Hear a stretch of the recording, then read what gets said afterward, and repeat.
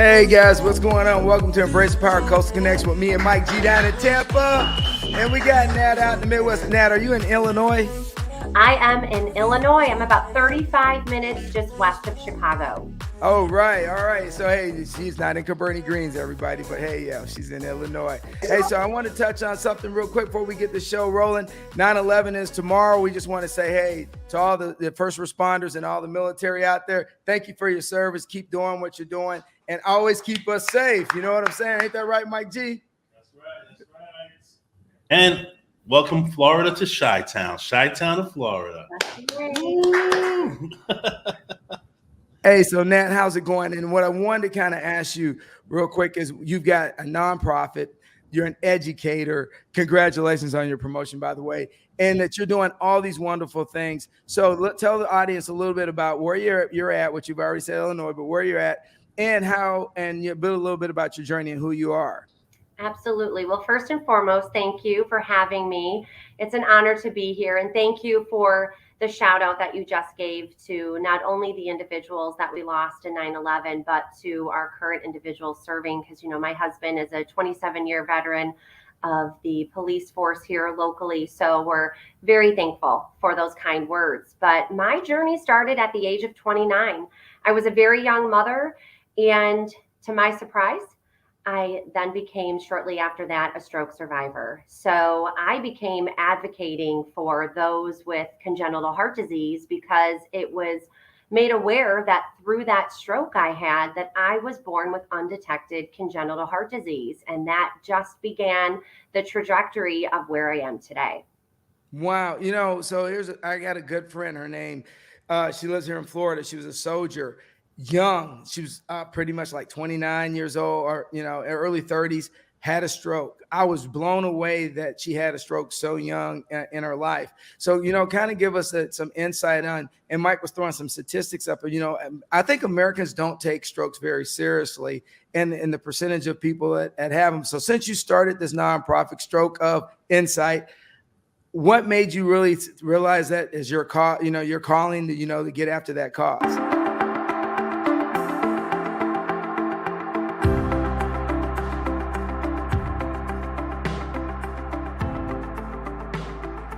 Well, be that it was 16 years ago, I think you find yourself going through life's journey, which is blessings, and it comes with both positives and negatives in our lives. And at the age of 29, I had a 2.5-year-old and I had a 9-week-old. And I lost all my speech and all the feeling in the right side of my body.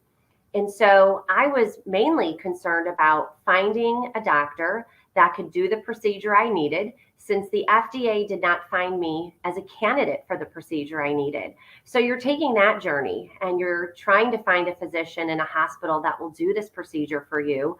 Then I went on to have another child. So I'm a very young mother. I had the ability to stay at home, but sometimes life takes you down some different paths.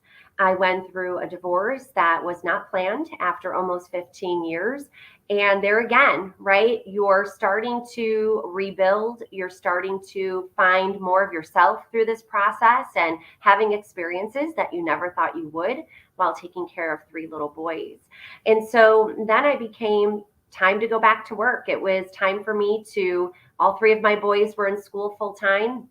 And so here I am yet again, right, trying to just get towards that next achievement or even just that next day. Some days you're living day by day, right? So it wasn't until 1.5 years ago and that I really started to think about, why did this happen to me and what am I supposed to do with it? It took me 16 years to really figure out my why. And along that way, I finished my EDS in Educational Learning and Administration, which has brought me to the assistant principal I am today, and also meeting my fantastic husband on Match.com. It really does happen.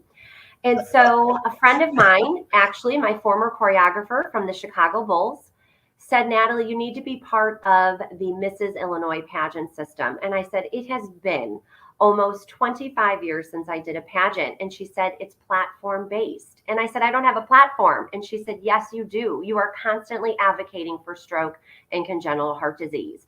So really, it was my jump back into pageantry that brought me through this journey of developing Stroke of Insight, starting the website, starting my podcast.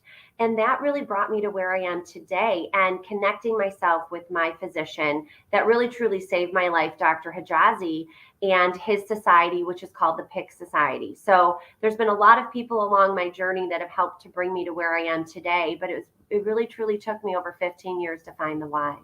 All right. So you talk about resiliency and you talk about impact. All right, so you've met a lot of people who have gone through this process now, and we see Mike's. We're throwing up. You've been on TV show, on news networks. Everybody's got you out there as a spokesperson talking about what you're doing. So, what is the one thing that's really impacted you now? The fact that you are touching so many lives and people are telling you their story. Is there anything in particular that someone said to you that's really kind of moved your world since you started this journey? I think it's when people tell me what an inspiration I am, but it's because I was transparent and I made myself vulnerable to share my story. Not even just my story about being a stroke survivor, having 2 devices in my heart, losing all my speech, having no feeling in the right side of my body, but the openness that I am about sharing my journey. We all have our stuff. Anyone that tries to say that their lives are perfect, it's not. We all have our stuff in some way, shape, or form. And I was always very open about my journey too, as a mom on my own and going through a divorce, because we know that rate has increased quite a bit over the past several years. And so it's when people just talk to me about the inspiration I am that allowed them to open up about maybe their story that was related or not related to mine. So it really is a beautiful thing when we can have acceptance, but then we can also inspire others through being vulnerable and telling our stories. Oh yeah, I agree with you, Mike. You got anything, brother? While you over there clicking away? Yeah, and a happier note. So, did you win Miss Midwest International? So that year that I entered the pageant, I won first runner-up to Mrs. Illinois. But the interesting thing about it is, it was about 2 months before I was going to do the pageant again this past November 2022. And the current Mrs. Illinois resigned. So guess who became Mrs. Illinois for 2 months? All right. So I'm a rule follower. So rules say first runner-up takes the Mrs. Illinois title. But I didn't have an opportunity to cross the international stage with Stroke of Insight. And as soon as you put a sash and a crown on it, all of a sudden people start listening. It's really amazing. I recommend it. That is true. So then I was blessed that they crowned me Mrs. Midwest International, and I was able to go to Kingsport, Tennessee this past July and compete. So it was wonderful to bring my inspiration, my advocacy, and just my openness and willingness to tell my story, because it is one that is very eye-opening. To say to yourself, there at one point in my life, I couldn't speak. I couldn't move. It's very eye-opening. And I met some amazing women that have some fantastic stories of survival and resilience. It was a beautiful thing. Yeah, it was just fell in place for you. Like you have a story behind it. You got the international trophy, and it's just that's you're a lucky one.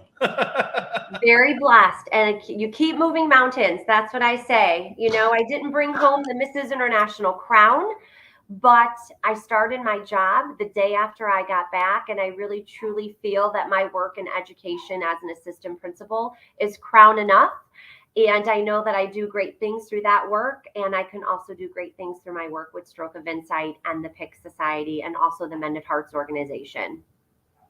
So you're changing the world, right? And you're starting to get out. So if somebody wants to get in and donate on your website, where do they go just to to donate to really get involved in what you're trying to do and change the world around you?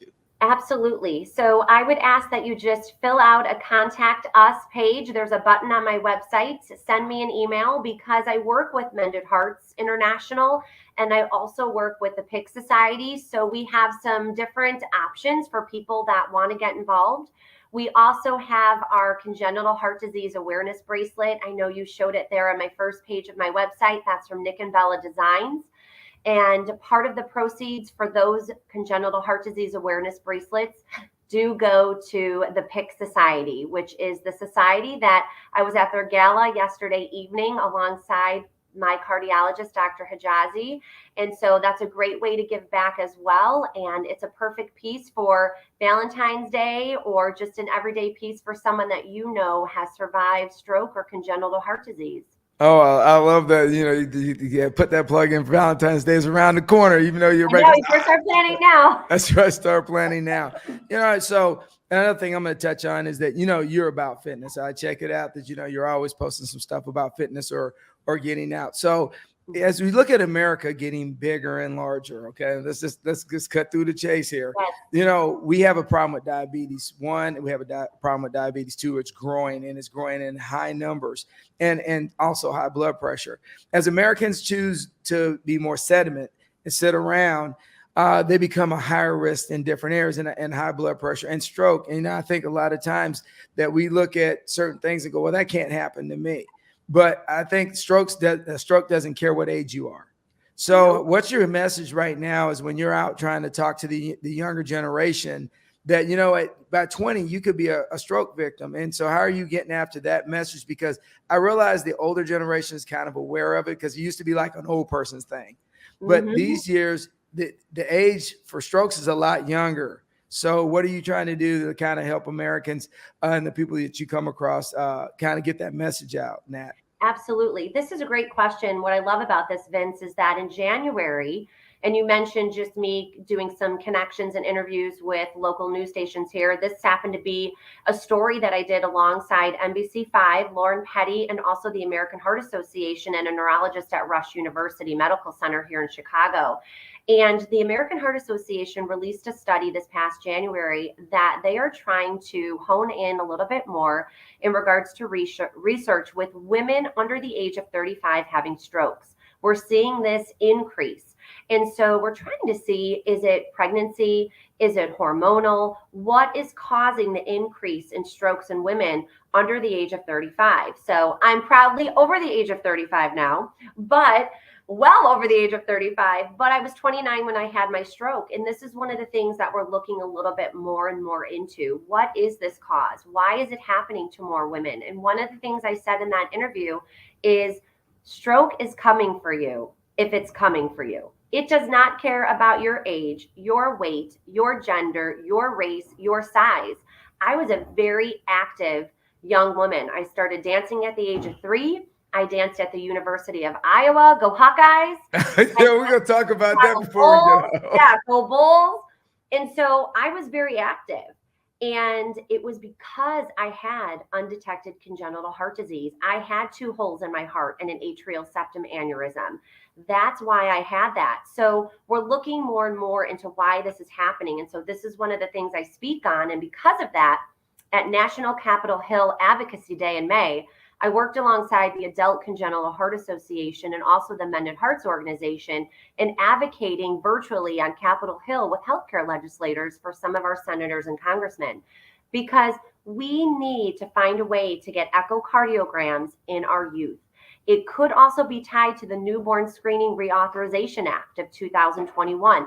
We need to start implementing these screenings at earlier ages because we know that echocardiogram is a very simple test. It gives us a picture of the heart, and that will tell us if someone has undetected congenital heart defects. Oh, yeah, and so it's ironic is that we worry about breast cancer. We worry about, I have friends that have just fought different forms of cancer recently and in the past, but we really never talk about strokes. It's like one of the things in the 70s or the 60s that you would talk about. But I think more and more it's starting to become a topic of discussion. But even though when I go to the hospital to get checked, they're only checking for diabetes, if I have any cancer related issues, but it's not being part of my yearly exam when I go in. So I think we need to do better as a society in trying to get those exams put into play. What do you think?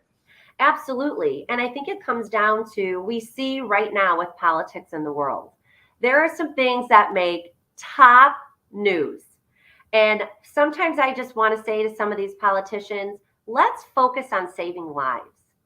Let's start talking about real things that happen to real people.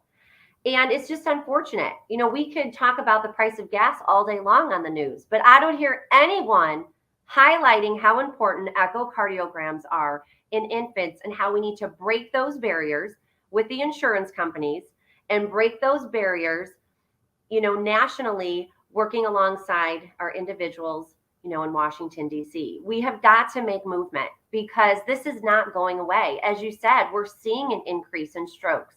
We don't, you know, it's different for different reasons. It could be pulmonary strokes, and those start from your legs and usually go to your lungs. It could be a congenital heart defect, but there are real things happening to real people, and we need to shift this focus politically to something that is really going to change lives. There's just so much out there right now that's negative, but there's always so much more like this that's positive that we can really do in finding solutions to real life problems. And so that's what me and Mike G are all about, trying to do a little positivity. So on another positive note, hold on. Mike, show her award, because I can't pronounce it. But, Yeah, we so can't pronounce it, but here it is. Yes. So tell us. Yep. Go ahead, Vin. All right, so tell us about what is this award and why you got it. And we already know why you're special. So just tell us why somebody else decided to think you're special too.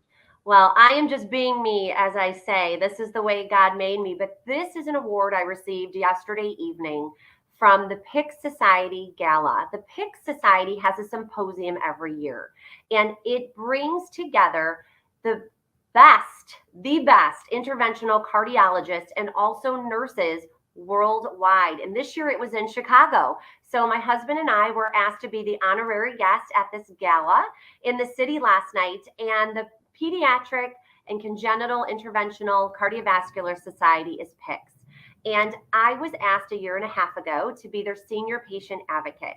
Well, last night, for all of my advocacy work, I was awarded founding senior patient advocate of the PICS Society. And as you can imagine, I know I would do this no matter what. I would do this because it's important work and because I came out of my stroke unscathed. I have no brain damage. I was lucky enough to have all the feeling back in my body. I danced it up with some of the best cardiologists in the world last night. More videos and pictures to come. And so it was just truly an honor. And to have my husband there alongside me to see this and just to hear people not even necessarily thank me for the work, but to come up to me and talk to me about what we're doing to change lives, to create advocacy, to break those barriers. It was truly an honor. Right. I mean, nobody can do this journey by themselves, and you have to have support, especially with 3 kids and going through. We had another guest named Becca Gerbeski talking about the same thing of just the struggles of life, of what, people go through. And even if you're a man or a woman, Yes. But the thing is, the fact that you went through this, it makes you stronger. It does. So, do you run a blog? Do you constantly have to have, you don't sleep at all. So in your off time, are you running a blog? Because I'm sure people reach out to you all the time, just ask you for some support and how do you get through things? They do. Well, it's wonderful because I get to work with people like you and Mike, and truly you're helping me bring this advocacy work to the front lines, right, of what we need to be doing to save more lives. So I try to keep my website updated. I am constantly sharing advocacy work and all sorts of information through my Instagram page, Mrs. Midwest International. I also connect it to my personal page as well, Natalie Marie, because as my reign comes to an end, I'm going to be continuing that work on my personal Instagram page. And so it's just really important for me to get that information out there in a very quick fashion because things are ever changing in the healthcare industry. And so I really try to focus my efforts on social media. I like to use Twitter for some highlights with the cardiologist at the PIC Society.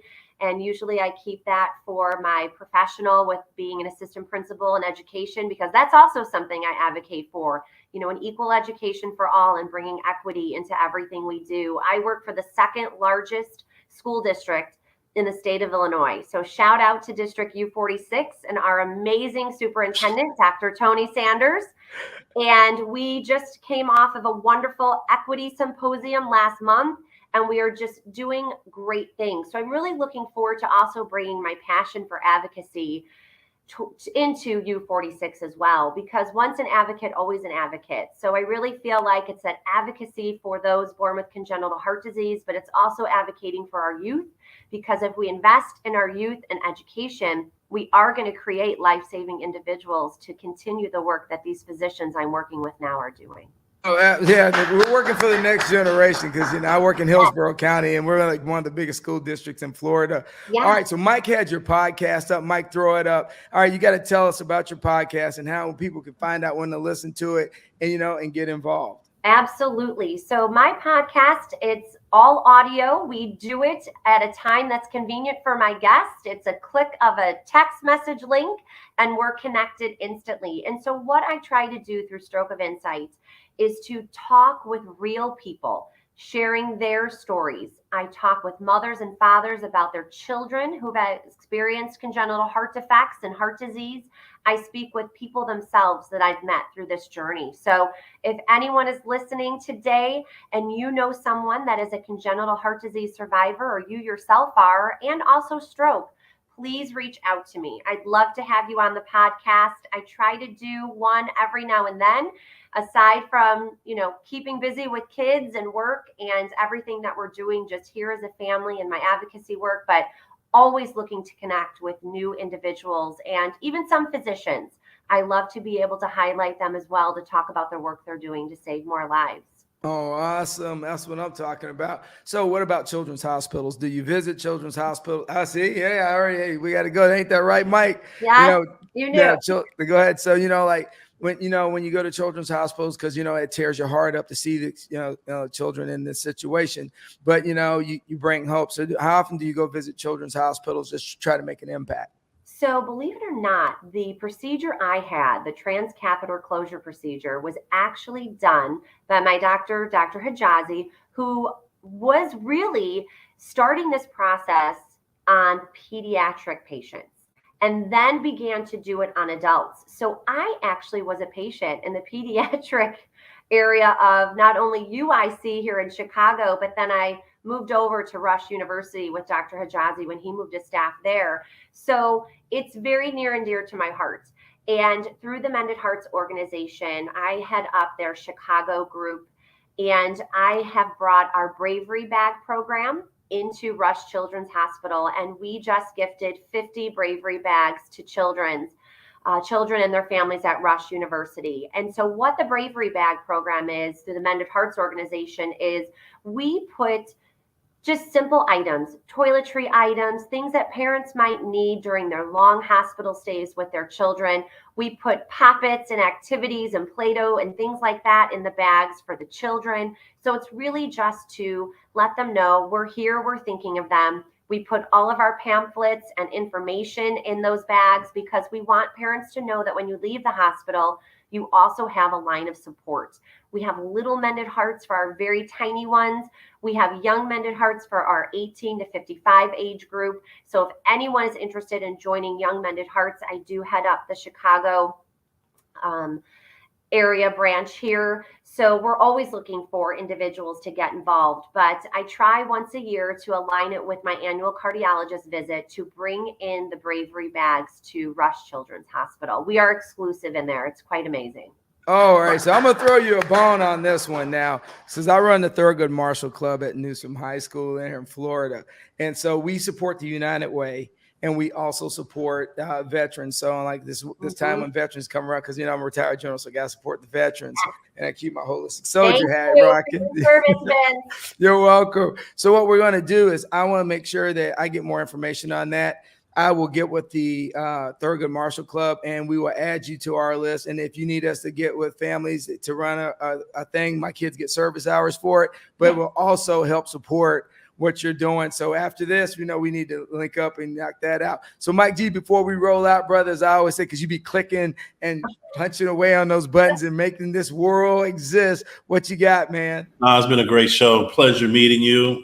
You keep it moving. You're doing a lot. And congratulations, Miss Midwest. Miss Midwest, everyone. 2022. Okay. Thank you. And thank you to you both for bringing people like me to your show and allowing us to share a little bit of our journey with the world.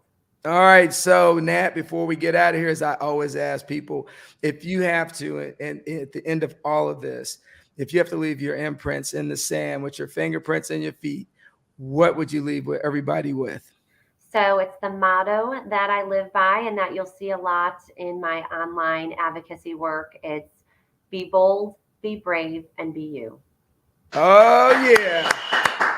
Hey, we appreciate you coming on the show. I really appreciate it. Thank you so much. Always stay blessed, and definitely don't forget the people of 9/11 and their sacrifice, but also all the soldiers that I fought with in Iraq and all the guys that went to Afghanistan. Everybody that protects this country: first responders, police officers, teachers, firefighters. And I say teachers, that's right, because teachers do a lot and don't get enough respect for it. So with that being said, Nat, we love you. Thank you so much. And as me and Mike G always say, Keep it rolling.